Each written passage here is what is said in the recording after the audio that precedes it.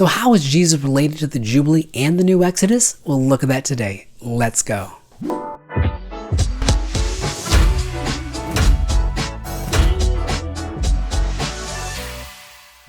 Hey everyone, welcome to the Puzzle Piece Exegete, your go-to place for studying the Bible in its biblical context and its original languages. My name is Stephen Rodriguez, and if you're new to the channel, make sure to click the subscribe button and that notification bell. I would appreciate that.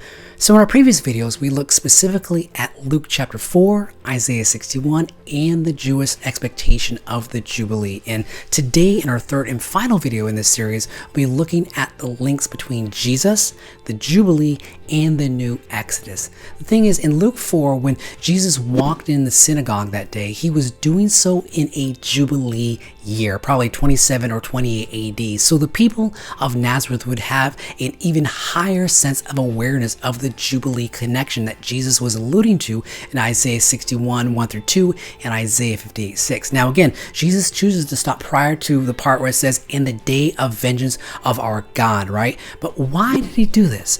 First, we have to understand that the fulfillment of Isaiah 61 was inaugurated but not consummated, meaning to say that it was started but it was not completed, right? Jesus finishes his quotation by saying, "Today the scripture has been fulfilled in your hearing."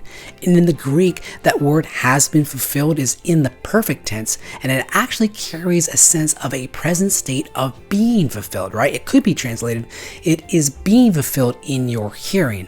Second, the people at the time were expecting a certain type of liberation to a certain type of people by a certain type of messianic figure, and Jesus turns this completely upside down, right? The true liberty is primarily one of a release from sins and the works of the Satan, right? We see that in 1 John 3:8, much like we saw it in 11Q Melchizedek, right? And the social economic relief that was given to the poor and the oppressed pointed to a greater reality, right? This liberation also included certain people and people groups that Jewish people were not expecting, right? It included individuals such as those mentioned in that same section of Luke 4, verse 23 through 27, right? People like the widow of the Zarephath son, right? Who was raised from the dead, and Naaman the Syrian, who was healed from his leprosy. It also included people like tax collectors and prostitutes, the sick, the lame, the blind, right?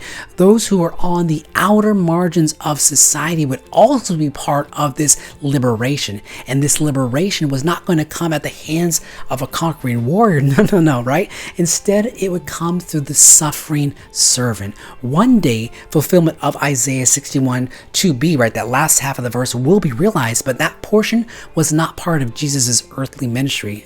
I mean, much more can be said on this passage, but for our discussion, it's important for us to see that Jesus is the bringer of the true release and liberty from the bondage of sin and the destroyer of the works of the Satan, right? The Jubilee year that we see in Leviticus 25 pointed towards the ultimate Jubilee that was found in the life and work of Jesus. And now through him, we now have access to this liberty, this freedom, and this new Exodus. I hope you guys enjoy this mini-series on this subject. Thanks for watching. Don't forget to subscribe and click that notification bell. Until next time, keep putting those puzzle pieces together. God bless.